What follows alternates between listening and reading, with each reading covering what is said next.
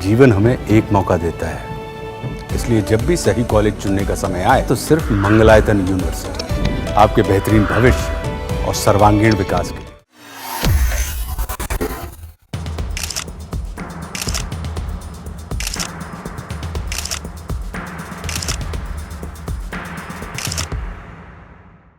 Supreme court ने गुरुवार को रेणुका स्वामी हत्या मामले में अपना आदेश सुरक्षित रख लिया है। कोर्ट ने कन्नड़ एक्टर दर्शन और अन्य आरोपियों को जमानत देने के तरीके को लेकर कर्नाटक हाई कोर्ट की खिंचाई की है। जस्टिस बीआर गवई की अध्यक्षता वाली पीठ ने हाईकोर्ट की कड़ी आलोचना करते हुए सवाल किया कि क्या न्यायिक विवेक का विवेकपूर्ण ढंग से प्रयोग किया गया है। कोर्ट ने पूछा, हमें यह कहते हुए दुख हो रहा है, लेकिन क्या हाई कोर्ट सभी जमानत याचिकाओं में एक ही तरह के आदेश देता है? हमें हाई कोर्ट के रवैये पर चिंता है। देखिए, यह किस तरह से किया गया है। क्या हाई कोर्ट के जज की यही समझ है? अगर कोई सेशन जज होता तो हम समझ सकते थे, लेकिन एक हाई कोर्ट जज ऐसी गलती कैसे कर सकता है? इसे विवेकाधार का विकृत प्रयोग बताते हुए सुप्रीम कोर्ट ने कहा कि वह इस बात की जांच कर रहा है कि क्या हाई कोर्ट ने इतने गंभीर मामले में जमानत देने से पहले विवेकपूर्ण ढंग से विचार किया था। पीठ ने कहा, हम हाई कोर्ट वाली गलती नहीं दोहराएंगे। हम थोड़े गंभीर हैं क्योंकि यह हत्या और साजिश का मामला है। अदालत कर्नाटक राज्य द्वारा दायर एक याचिका पर सुनवाई कर रही थी, जिसमें 33 साल के रेणुका स्वामी की हत्या के मामले में एक्टर दर्शन और अन्य को जमानत देने के हाईकोर्ट के 13 दिसंबर 2024 के आदेश को चुनौती दी गई थी।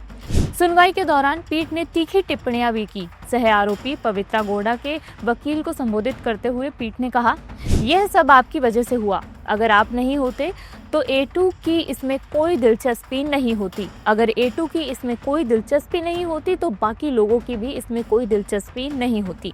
इसलिए आप ही इस समस्या की जड़ हैं।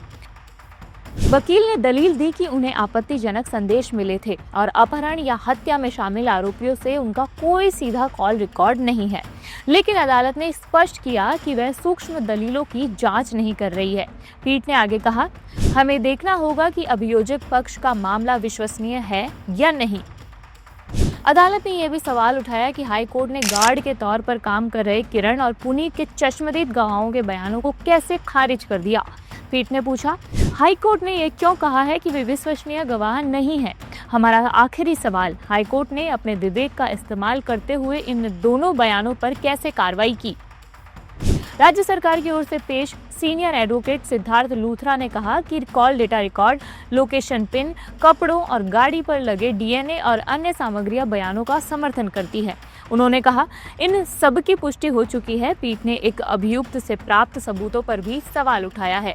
अदालत ने पूछा, आपने अभियुक्त संख्या 10 से एक मोबाइल फोन बरामद किया, कोई हमले की तस्वीरें क्यों नहीं लेगा? जब उन्हें बताया गया कि तस्वीरें A2 को भेजी गई थी और एक तस्वीर में मृतक गिड़गिड़ाता हुआ दिख रहा था, तो बेंच चूक गई। बेंच ने कहा, अविश्वसनीय है मिस्टर लूथरा, ये लोग तस्वीरों के लिए पोज दे रहे हैं। हमला हो रहा है और ये पोज दे रहे हैं। मैं इस पंथ को समझ गया हूँ कि अभिनेताओं की पूजा करता है। लूथरा ने जवाब दिया कि सभी आरोपी दर्शन के फैन क्लब का हिस्सा थे। उन्होंने कहा, लोग सिर्फ अपनी पहुंच बनाने के लिए उसके लिए कुछ भी कर सकते हैं। पीठ ने यह कहते हुए सुनवाई समाप्त की कि वह मामले की जांच करेगी और अपना आदेश सुनाएगी। उन्होंने कहा, हम बरी या दोषी ठहराए जाने का फैसला नहीं सुनाएंगे, लेकिन हम हाईकोर्ट के आचरण पर गौर करेंगे और फिर कोई निर्णय लेंगे। अब देखते हैं कि आगे इसमें सुप्रीम कोर्ट की क्या कार्रवाई होती है। इस खबर में फिलहाल इतना ही। इस पर जो भी लगातार अपडेट रहेगी वो हम आपको देते रहेंगे। मेरा नाम मनीषा है और देखते रहिए जागरण। शुक्रिया।